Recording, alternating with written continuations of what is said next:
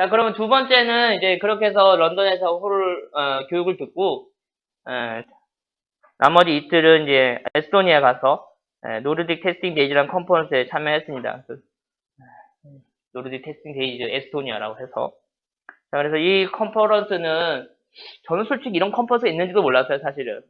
솔직히 저희가 테스터들 관련해서 국제 컨퍼런스 하면 가장 유명한 게 스타이스트, 아니면 스타 웨스트, 아니면 영국에, 아니 캐나다에서 하는 스타 캐나다, 뭐 이런 것들이 좀 유명하고, 아니면 영국에서 하는 퀄리티 컨퍼런스 같은 것들이 좀 유명한데, 알고, 이게 이제, 저희 회사에 있는 CTO 분이 이제 추천해서 이렇게 찾아봤더니, 2012년부터 했더라고요. 굉장히 오래됐거든요, 나름대로. 그래서 여러분들 이 홈페이지에 들어가 보시면, 2012년도부터 발표했던 모든 자료들을 다 다운로드 받아서 보실 수 있어요. 역시 외국인들은 대인배인 것 같아요. 모든 발표 자료를 공유해 주는 거. 그래서 제가 오늘 여러분들한테 몇 가지 세션을 소개해 드리는 것도, 여러분들 원하시면 저 홈페이지에 들어가서 다운로드 받아서 좀 더 보실 수 있습니다. 그래서 제가 들었던 모든 세션을 다 소개해 드릴 수는 없고, 제가 조금 더 뭐라고 할까요? 관심 있게 들었던 몇 가지 세션들을 소개를 해 드릴게요. 그 중에 제가 이제 첫 번째 들었던 게 10 Non-Obvious Tips to Tester인데, 결국은 테스터들에게 필요한 뭐라고 할까요? 비정형화된 그런 어떻든 10가지 팁이라는 얘기입니다. 그래서 10가지, 그러니까 좀 더 좋은 테스터가 되기 위한 10가지 팁이라고 하는 건데, 첫 번째는, 첫 번째부터 세 번째까지가 결국은 같은 얘기예요, 사실은. 그러니까 테스트를 할 때 그냥 단순히 기능을 확인하는 테스트? 그냥 개발자나 아니면 누군가가 그냥 이것 좀 확인해줘 했을 때 그냥 단순하게 기능을 테스트하는 게 아니라, 정말 그 제품에서 발생할 수 있는 장애를 예측하고 장애를 발생할 수 있는 테스트에 좀 더 집중을 하라는 얘기입니다. 그래서 리스크 카탈로그는 우리 흔히 말하는 체크리스트 같은 거라 생각하시면 돼요. 그래서 여러분 FL 레벨에서 FL 자격증 있으신 분들 들어보셨겠지만 폴트 어택이나 에러 게싱하고 거의 같은 계라고 생각하시면 돼요. 그래서 기존에 알려진 장애들이나 이런 것들을 충분히 활용해서 그런 것들을 우선적으로 확인을 해봐라 라는 얘기입니다. 그래서 리스크 카탈로그 있고, 그 다음에 퀵 테스트는 뭐냐면, 많은 테스터들이 너무 오래 고민한다는 거죠. 너무 오래. 그렇게 너무 오래 고민하지 말고 좀 더 빠르게 테스트를 하라는 얘기입니다. 즉, 고민할 시간에 먼저 실행을 해보고, 실행해서 나온 결과를 관찰해서 그 다음 전략을 짜는 게 훨씬 더 낫다는 얘기입니다. 즉, 생각을 하는 것보다 하는 것이, 뭔가를 한다는 것이 더 낫다는 얘기입니다. 그래서 간단한 장애 상황을 만드는 것들을 좀 더 많이 해보면 좋고, 그렇게 했을 때 이제 쓸만한 거는 장애가 쉽게 발생할 수 있는 입력 값이라든지 아니면 시스템이 실패하기 쉬운 어떤 그런 인풋 값들을 계속 발굴해서 빠르게 시도하는 것들이 좀 더 낫다라는 얘기입니다. 그래서 그런 거 관련해서 테스트 기법들을 배우고 실습하고 학습하고 하는 것들을 지속적으로 관심을 가지고 해야 한다는 얘기입니다. 매번 듣는 거지만 저도 매번 리마인드 하지만 잘 안 되는 것 중에 하나이긴 하죠. 그 다음에 다섯 번째 뭐냐면 컴바인 모델이라는 건 뭐냐면 우리가 실제로 실무에서 수많은 모델들을 만들거든요. 근데 워터폴 같은 모델들을 보면 각각의 단계마다 각각의 모델을 검증하고 리뷰하고 그냥 끝나요, 사실은요. 물론 이제 저희가 추적성을 부여해서 쭉 추적을 하긴 하지만 실제로 그 모든 모델들을 컴바인해서 전체적인 관점에서 보지는 않거든요. 그러니까 제가 앞에 있던 교육에서 받았던 거 거의 같은 맥락이에요. 큰 그림을 그릴 줄 알아야 되는 얘기입니다. 그러니까 아까 각각의 기능 하나하나 보는 것보다 전체적으로 제품이 어떻게 동작하는지 다양한 모델들을 컴바인해서 전체적인 관점을 보는 연습을 많이 해보라는 얘기입니다.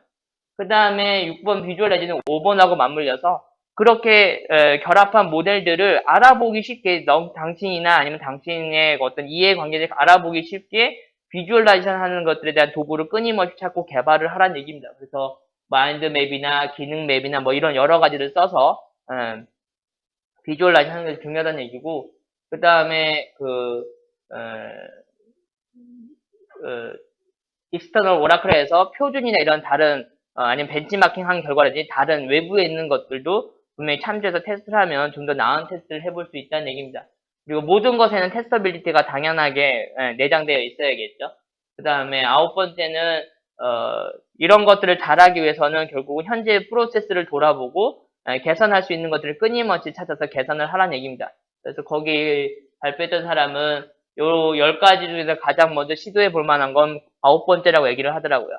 그러니까 새로운 기법을 배우고 뭔가 이런 거대한 걸 하기 전에 현재 일을 하고 있는 과정을 돌아보고 여기서 뭔가 개선하고 여기서 뭔가 낭비를 줄이고 여기서 뭔가 뭐라고 할까 시간을 뽑아낼 수 있는 부분을 더 찾아서 그런 것들을 학습이나 개선의 기회를 삼아서 끊임없이 노력하는 게 필요하다라고 얘기를 하더라고요. 그리고 10번째는 제가 이 컨퍼런스 들어가면서 계속 들었던 것 중에 하나인데 테스트 플랜은 최소화라는 얘기입니다. 결국은 테스트 플랜은 계획 짠다고 붙잡고 앉아있지 말고 계획은 단순하고 간단하게 빠르게 하고 그 다음에 필요한 것들은 결국은 혼자 앉아서 계획을 짜는 게 아니라 질문을 해서 이해관계자들이 질문을 해서 필요한 정보들을 취합해서 결정을 냈으면 실행을 먼저 하라고 얘기를 하더라고요. 정황을 고려한 질문을 하고 테스트 계획은 테스트 계획 무엇을 의미하는 게 아니라 정말 내가 해야 할 거를 계획하는 거다. 그리고 이렇게 10가지 소개하고 이제 마지막 한 게 뭐냐면 이거는 내가 하는 거고 사실은 중요한 거는 여러분들 스스로 여러분들만 룰을 만들 수 있어야 한다. 여러분들이 테스터로서 계속해서 살아남고 계속해서 더 나은 테스터가 되기 위해서는 여러분들은 룰을 만들 수 있어야 한다라고 얘기를 하더라고요. 그래서 10가지 규칙의 마지막으로 가장 중요한 룰은 자신의 룰을 만들 수 있어야 한다는 얘기고 그렇게 하기 위해서 주변의 도움을 요청을 해라. 커뮤니티나 SNS 이런 것들을 끊임없이 활용을 하라는 얘기다. 뭐 물론 저도 많이 활용하는 편인데 실제로 제 주변에 있는 테스터들 분들 보면 바쁘시긴 하죠. 근데 바쁘시기 때문에 안 하시는 것도 있지만 어쨌든 바쁜 와중에라도 하시면 좋겠죠. 그죠? 그 다음에 이해관계자에게 내가 하는 일을 설명하는 게 굉장히 중요하다고 얘기를 하더라고요. 대부분의 사람들은 테스팅에 관심이 없고 테스터들이 무슨 일을 하는지 모르기 때문에 여러분들이 하는 일을 끊임없이 설명하는 게 여러분들이 더 나은 테스트를 할 때 어떤 지원을 받을 때 좀 더 용이하다는 거고요. 그 다음에 여러분들 스스로 테스팅이 지겨워지는 것에 주의하라는 얘기입니다.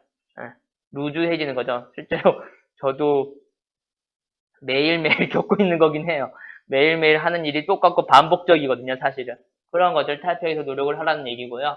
그 다음에 요즘 나오는 기술 트렌드 같은 것도 지속적으로 살펴보시라는 얘기입니다. 예를 들면 요즘 가장 핫한 거는 텐서플로우 같은 AI 계열들이죠. 물론 당장 우리 회사 쓸 일은 없겠지만 그거를 실제로 할 일은 없겠지만 적어도 트렌드 정도만 알고 있어도 사실은 다음에 대비를 할 수 있겠죠. 그리고 중요한 것 중 하나는 단순히 설명하는 걸 넘어서 가르칠 수 있어야 한다고 얘기를 하더라고요. 실제로 이 컨퍼런스에서 가장 많이 들었던 것 중에 하나도 이거였어요. 테스팅을 가르쳐라. 그냥 네가 단순히 테스팅을 잘한다고 해서 남이 알아주는 게 또 아니니까 네가 한 테스팅을 설명하고 필요하다면 가르치고 가르치는 가장 중요한 의미는 참여시키라는 거죠. 너 혼자 그냥 테스트하고 퉁치지 말고 개발자나 다른 사람이 테스팅을 가르치고 그 사람들 테스트에 참여시켜서 하는 것들이 훨씬 더 낫다는 얘기입니다. 그리고 마지막으로 했던 얘기 중 하나는 결국은 이런 여러 가지를 하는 이유는 고객과 회사에 가치를 제공하기 위해서 결국은 당신이 하는 테스트가 고객이나 회사에 어떤 가치를 제공하는지 한 번쯤 고민해 보라고 얘기를 하더라고요. 저한테는 꽤 의미 있는 것 중에 하나였습니다. 그 다음에 제가 들었던 것들은 아까 했던 계획에 대한 것들을 하나 들어보고 왔는데 프랙탈 테스트 플랜이라고 하는데 여기도 거의 비슷한 얘기를 했어요. 테스트 계획을 그냥 어떤 시스템을 완성하려고 하지 말라는 거죠. 어차피 내가 테스트하는 환경, 내가 테스트하는 프로세스, 내가 테스트하는 모든 것들은 다 바뀐다는 얘기죠. 그러니까 그냥 그때그때 맞춰서 필요한 만큼 계획하고 빠르게 테스트 계획을 변화시킬 수 있게 최대한 경량화시키라고 얘기를 하더라고요. 그래서 정황에 주목해라. 정황은 항상 변화하고 정황에 따른 테스트 계획이 중요하다라는 얘기입니다. 하지만 당연히 다양한 정황의 조합은 복잡하고 어렵죠, 사실은요.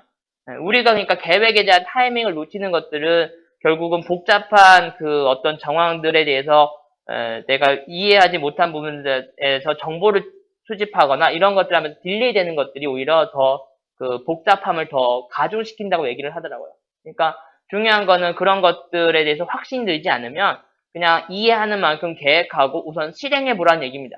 실행하고 나면 더 많은 정보가 들어올 수 있다는 얘기죠. 그래서 이해한 만큼 조금씩 계획을 작성하고 그런 것들에 대해서 적용하라는 얘기고 그렇게 하기 위해서 가장 중요한 건 결국은 커뮤니케이션이라는 거죠. 우리가 계획을 세우고 계획을 실행함에 있어서 가장 많이 실패하는 원인 중에 하나가 커뮤니케이션이다. 결국은 계획은 내가 커뮤니케이션 하기 위한 방법, 통로를 계획하고 설계하는 수준이면 그냥 충분하다라고 얘기를 하더라고요. 끊임없이 변화하는 데이터를 커뮤니케이션 통해 수집하고 변경된 것들에 대한 정보도 역시 커뮤니케이션을 통해서 전달하고 그런 것들을 최종적으로 정리하기 위해서만 테스트 계획 문서를 작성하는 것이 유용하다라고 얘기를 하더라고요. 그래서 테스트 계획은 왜 쓰냐라고 할 때 테스터가 중요한 테스트에 집중하기 위해서 필요한 거지 이게 테스터의 발목을 잡으면 안 된다라고 얘기를 하더라고요. 그래서 프로세스를 계속 개선하고 모니터링하고 끊임없이 변화를 시도하라는 얘기입니다. 그리고 그런 과정에서 측정해야 할 매트리나 이런 것들은 이해관계자에게 질문하고 협의를 통해서 결정을 하라는 얘기입니다. 그래서 이거는 사실은 워크숍이었고요. 제가 이제 가서 그 1시간 동안 워크숍을 하면서 했던 거는 뭐냐면 이렇게 크게 3가지 단계를 거쳐서 계획을 작성하라고 하더라고요. 그래서 맨 처음에는 필요한 정보를 수집하고 익스플로러 그 다음에 그 필요한 정보를 기반으로 익스펜드 확장해서 내가 그 정보를 기반으로 더 필요한 정보라든지 더 알아야 하는 정보들을 디파인하고 그 다음에 그런 것들을 가지고 결국은 문서화를 하라는 얘기죠. 그래서 간단한 얘기인데 그런 것들이 결국은 어떤 그 적은 비용으로 더 성공적인 계획을 세우고 성공적인 테스트를 실행할 때 훨씬 더 나은 접근법이다라고 얘기를 하더라고요. 그러니까 결론은 솔리드한 단단한 테스트 계획보다는 좀 더 말랑말랑한 테스트 계획이 훨씬 더 낫고 그게 더 기민하게 움직일 수 있다는 얘기입니다. 그 다음에 들었던 거는 이제 크리에이티 유언셀프 에저 테스트라고 제가 그러니까 어쩌다 듣다 보니까 계속 비슷한 것만 드는 것도 있었어요. 사실은 이 세미나 갔을 때, 이 컨퍼런스 갔을 때 TDD라든지 이런 식으로 이게 좀 더 프랙티컬한 것들도 있긴 있었는데 제가 노트북을 들고 간 것도 아니고요. 사실은 그런 것들은 좀 듣기가 어려워서 듣다 보니까 이런 것만 듣게 되더라고요. 그래서 Make Your Own Testing Test인데 이것도 제가 아까 첫 번째 설명드렸던 건 좀 비슷한 세션이라고 보시면 될 것 같아요. 그래서 더 나은 테스트가 되기 위한 첫걸음은 테스트 대상에 대한 모든 것을 읽어보고 이해하는 것이다. 그러니까 네가 테스팅을 더 잘하기 위해서는 이것도 마찬가지로 네가 수집할 수 있는 데이터는 다 수집해서 읽고 또 읽어서 완벽하게 이해하라는 얘기입니다. 그리고 그 이해한 것들을 기반으로 아까도 얘기했던 잘못된 것부터 시작을 해봐라. 성공하는 거, 당연히 돼야 하는 것들은 사실은 개발자나 이런 다른 사람이 해야하는 거고 테스터들이 집중해야 할 것들은 실패하는 것, 잘못된 것부터 분명히 해야 하는 것들이 맞다라는 얘기입니다. 그 다음에 그런 어떤 테스트를 했을 땐 아니면 또 어떤 기능을 확인하고자 할 때는 반드시 완료 조건을 정확히 정의를 해라. 완료라고 하는 것들 충분함의 기준이 명확하지 않으면 테스트가 끝나지 않고 오버패스하거나 그러니까 쓸모없는 테스트를 하거나 아니면 안 해도 되는 테스트를 할 수가 있으니 테스트를 처음 시작하기 전에 완료의 기준을 명확히 정의하는 게 더 낫다라는 거고 아까도 했지만 먼저 실행해보고 그 다음에 확인해라 라는 얘기고요. 그래서 더 나은 테스트가 되기 위해서 스스로 접근법을 선택해야 할 책임이 있다. 남들이 그냥 이것 좀 해 라고 해서 하는 수동적인 테스터가 아니라 좀 더 능동적인 테스터가 되기 위해서 더 노력을 할 필요가 있다라는 얘기입니다. 그게 테스터들의 전문성을 가지는 것들에 훨씬 더 낫다라고 얘기를 하더라고요. 그런 과정에서 이제 그 사람이 하는 얘기는 여기는 이제 제가 한국어로 번역하면서 심리적인 측면으로 가는데 결국은 사용자를 고려한 테스팅이 테스터가 할 주요한 테스터란 얘기입니다. 그냥 단순히 기능을 확인하고 이런 것보다 테스터들이 확인할 것들은 결국은 고객을 바라봐야 한다는 얘기죠. 그래서 근데 이제 그렇게 사용자를 고려해서 테스트할 때 중요한 거는 네가 사용자를 고려해서 테스트할 거고 실제 사용자를 테스트에 참여시키라고 얘기를 하더라고요. 그러니까 사용자와 같이 할 수만 있다면 사용자와 같이 하는 테스트가 훨씬 더 가치가 있다라고 얘기를 하더라고요. 사용자를 고려하지 말고 사용자와 함께 테스트를 하고 그 사용자와 함께 그 사용자가 생각하는 어떤 동작 방식, 모델과 그리고 어떤 영향력, 변화에 대해서 항상 질문하고 그런 것들을 모델링을 해서 다시 제품에 적용할 수 있도록 노력하라라고 하고요. 고객은 네가 효과적으로 관찰하고 경청한다는 문제를 만회해줄 거고 또한 솔루션도 제공할 거다. 그러니까 너 혼자 끙끙거리고 고민하지 말고 결국은 프로젝트 안에 고객을 참여할 수 있는 방법을 꼭 찾아봐라 라고 해서 고객과의 대화를 구체화라고 얘기를 하더라고요. 결국은 결론은 이거였어요. 너만의 테스트를 만들 수 있어야 한다. 설계 기법 그런 것도 중요하지만 그런 것들은 이제 시대가 개발자 이런 사람들이 하는 시대로 넘어온 거고 더 나은 테스터가 위해서는 사용자를 고려한 테스트, 그다음에 너만의 전략, 너만의 테스트를 만들라는 얘기였습니다. 이게 첫째 날 들었던 거고 이게 이틀째인데 두 번째 날은 들었던 건 뭐냐면 윤리적인 테스트였어요. 실제로 제가 이 컨퍼런스를 가면서 느꼈던 것 중에 하나가 뭐냐면 여러분 폭스바겐 그 게이트 아시잖아요. 외국 애들이 이걸 굉장히 심각하게 생각하더라고요, 사실은. 그러니까 외국 애들이 심각하게 생각했던 건 폭스바겐 내부에 있는 테스트는 이미 이 사실을 알고 있었다는 얘기죠. 그럼에도 불구하고 이게 고객에게 전달하고 결국은 회사가 이 지경이 될 때까지 그러면 테스터는 내부에서 무슨 일을 했냐는 거죠, 사실은요. 그래서 어느 순간 이 컨퍼런스, 이 세션뿐만 아니라 외국 애들 커뮤니티에 보면 윤리에 대한 얘기가 굉장히 많이 올라오고 있어요, 사실은. 테스터의 책임은 어디까지인가, 테스터는 어떻게 테스트를 할 거냐라는 얘기인데, 이 사람이 이제 ACM 코드 오브 에틱이라 하는 부분을 이제 개발자들의 윤리에 대해서 정해놓은 문서가 있어요. ACM이라는 단체산. 그거를 이제 약간 테스터들을 위한 용도로 약간 변형해서 얘기를 했더라고요. 그래서 수동적인 테스트로 책임 의심 없이 수행한 테스트 관행에 빠진 테스트에게 능동적이고 윤리적으로 테스트를 할 수 있도록 노력을 하라고 얘기를 하더라고요. 그래서 10가지를 얘기를 했는데요. 결국은 전문적으로 네가 책임을 져야 할 부분을 명확하게 이해할 필요가 있다는 얘기죠. 내가 테스트를 하면서 내가 기본적으로 품질이 됐든 아니면 윤리적으로 됐든 내가 어디까지 책임을 져야 할지 그 책임에 대해서 네가 먼저 명확하게 이해할 필요가 있다. 그 다음에 그 이해는 그 범위는 결국은 법의 테두리 안에 있어야 한다는 얘기죠. 그러니까 회사가 불법을 강요하면 거기에 대해서 노라고 할 수 있어야 한다고 하는 게 저기는 7번이에요. 근데 제가 그걸 들으면서 정말 질문하고 싶었어요. 정말 그럴 수 있냐고요. 뭔가 들으면 되게 좋은 얘기인데요. 들으면서 정말 저랬다 잘릴 것 같은데 폭스바겐에 있는 테스터도 그러지 않았을까라는 생각이 드는데 뭐 어쨌든 좋은 얘기니까. 그래서 8번째는 뭐냐면 1번과 2번을 합치면 결국은 마지노선을 정하라는 얘기입니다. 내가 수용할 수 있는 범위는 반드시 가지고 있어야 한다는 얘기죠. 테스터로서 마지막 자존심 좀 지키라는 얘기고요. 5번째는 그래서 그리고 그 다음에 너의 소프트웨어가 실패해서 피해를 줄 수 있는 부분에 대해서 너는 알고 있으니까 그것도 분명히 고려를 해야 한다는 얘기입니다. 그래서 그 5번에 대해서 네가 전체 그 시츄에이션에 대해서 심각한 부분에 대해서 생각해보고 그런 것들을 대응하기 위한 방법들을 분명히 네가 고민하고 있어야 한다는 얘기입니다. 그 다음에 결국은 1번부터 7번까지 얘기를 종합해서 가장 중요한 건 뭐냐면 이런 의견들을 수용할 수 있는 힘 있는 사람한테 잘 얘기해서 설득할 수 있어야 한다는 얘기입니다. 당연한 얘기야. 설득할 수 있었으면 이런 고민을 안 했죠, 사실은. 얘기해도 설득이 안 되잖아요. 그래서 제가 영어가 조금 안 돼서 정말 한번 물어보고 싶었는데 어떻게 설득할 수 있나요? 물어보고 싶었는데 제 영어가 짧아서 거기까지 못 물어보고 그냥 듣고 말았습니다.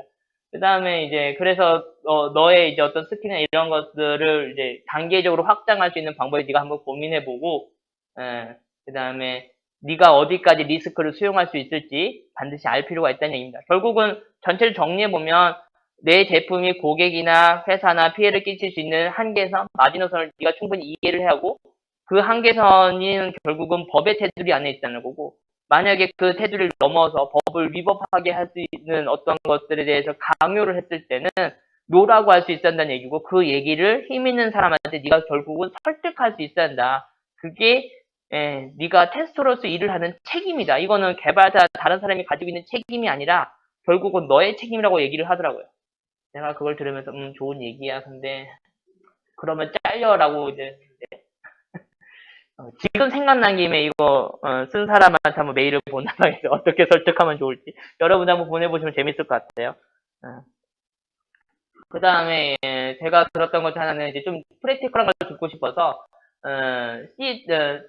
발음이 안 되네. 시스템 모델링에서 이게 보안 테스팅 하는 걸 한번 들으러 가봤어요. 그랬더니 여기도 뭐 그렇게 큰 내용은 없어요. 이게 30분짜리 세션이었는데 뭐 그렇게 큰 내용은 없었고요.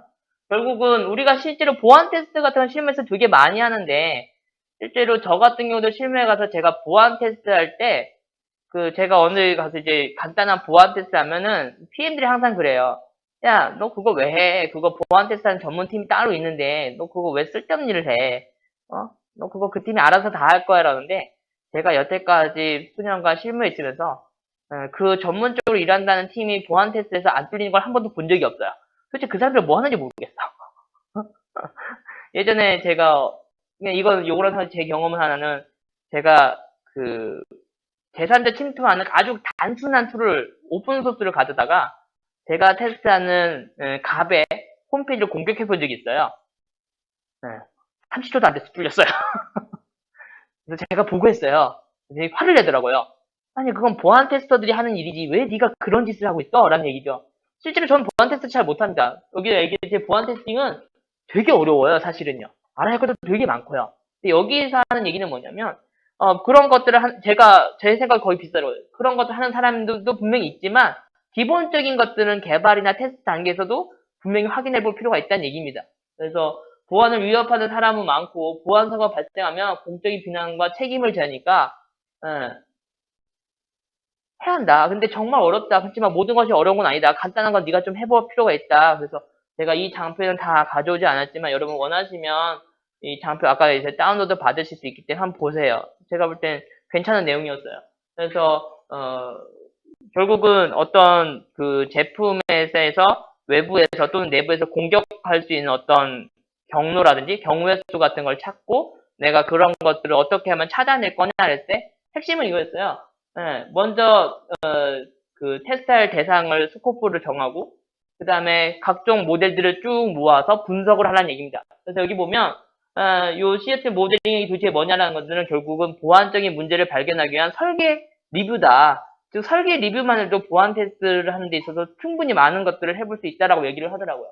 그래서 모델링을 하고 그다음에 그 모델을 갖다가 분석해서 브레인스토밍을 해서 공격할 수 있는 방법 아니면 어떤 피해가 발생할 수 있는 방법들을 브레인스토밍 한 다음에 랩업을 해서 테스트를 하면 된다라고 얘기를 하더라고요. 그래서 이런 것들은 적은 비용 기본적인 보안 문제를 찾을 수 있고 아키텍처 보안 결합을 찾을 수 있고 위험에 대해 팀이 이해하고 공유할 수 있도록 지원하기 때문에 유용한 방법이니까 실무에서 많이 써보라고 얘기를 하더라고요. 그래서 시어터 모델링은 개발 초기부터 시작돼야 하고 개발 후반에 가치가 드러나기 때문에 한번 해볼 필요가 있다는 얘기고 제가 그래서 여기 나중에 한번 보시라고 저런 식으로 모델링이 만들어지고 나면 그 모델링을 브레인스토밍해서 이런 질문들을 만들어 볼 수 있다는 얘기죠.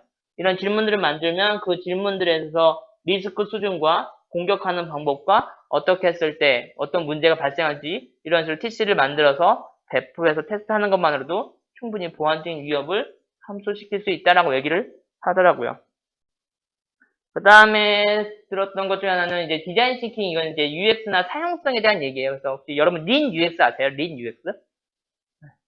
결국은 요즘 나오는 대부분의 개발 방법들은 빠르게 개발하고 빠르게 피드백을 받아서 다음을 넘어가는 그런 거에 비슷해요. 그래서 여기는 보면 여기는 뭐 UX라든지 이런 사용성 같은 건데 엠파시라에서 감정을 수집하고 나면 정의하고 그 정의한 걸 가지고 설계를 하고 설계를 했으면 테스트하고 피드백을 받으면 다시 반복.